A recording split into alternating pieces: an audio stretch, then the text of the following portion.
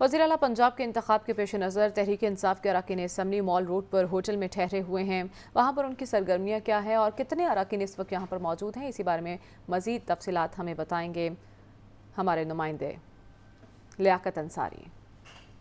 پنجاب کے انتخاب کے معاملے پہ سیاسی سرگرمیاں عروج میں ہیں۔ تحریک انصاف اور مسلم لیگ قائد اعظم کے ارکان اسمبلی مال روڈ پر 5 اسٹار ہوٹل میں ٹھہرے ہیں۔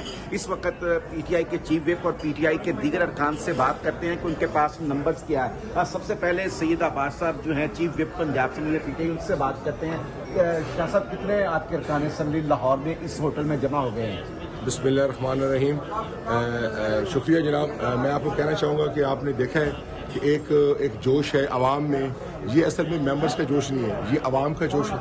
یہ عمران خان صاحب کے بیانیے کی آج فتح ہے کہ یہاں پر لوگ جتنے بھی ہمارے آنریبل پارلیمنٹیرینز ہیں، جتنے بھی ہمارے آنریبل پارلیمنٹیرینز ہیں انشاءاللہ، وہ سب اکٹھے ہو کر خان صاحب کے بیانیے کے پیچھے اور ان کی قیادت میں یہاں پر کھڑے ہیں۔ تو ہمارے پاس یہاں پر 186 آدمی اس وقت یہاں پر پرل کانٹیننٹل میں موجود ہے۔ ہماری میٹنگز کا سلسلہ جاری ہے اور انشاءاللہ تعالی چیئرمین عمران خان صاحب بھی آج مطلب۔ ڈاکٹر مراد راز سے بات کرتے ہیں۔ ڈاکٹر صاحب، کل سے اطلاع تھی کہ آپ کے 7-8 لوگ جو ہیں ان پہ اٹیمپٹ ہو رہی ہے، کیا یہ اٹیمپٹ کامیاب ہوئی؟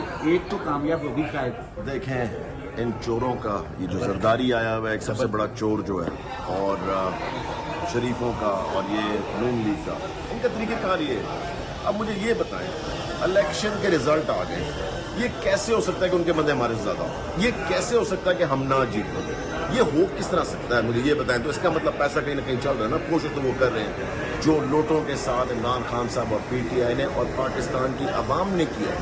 اس کے بعد کیوں لوٹا کوئی دوبارہ بننا چاہے گا؟ ان کی سیاست تو ہم نے دفن کر دی۔ یہ تھے ڈاکٹر مراد راز جو کہہ رہے ہیں کہ اب کسی کے لوٹا بننے کی گنجائش نہیں ہے۔ جو کچھ ہم نے اور عوام نے ان انتخابات میں لوٹوں کے ساتھ کیا ہے، اب کوئی جرت نہیں کرے گا لوٹا بننے کا، اور ہمارے پاس چونکہ عددی اکثریت زیادہ ہے تو ہمارے ہی وزیر اعلیٰ ہوں گے۔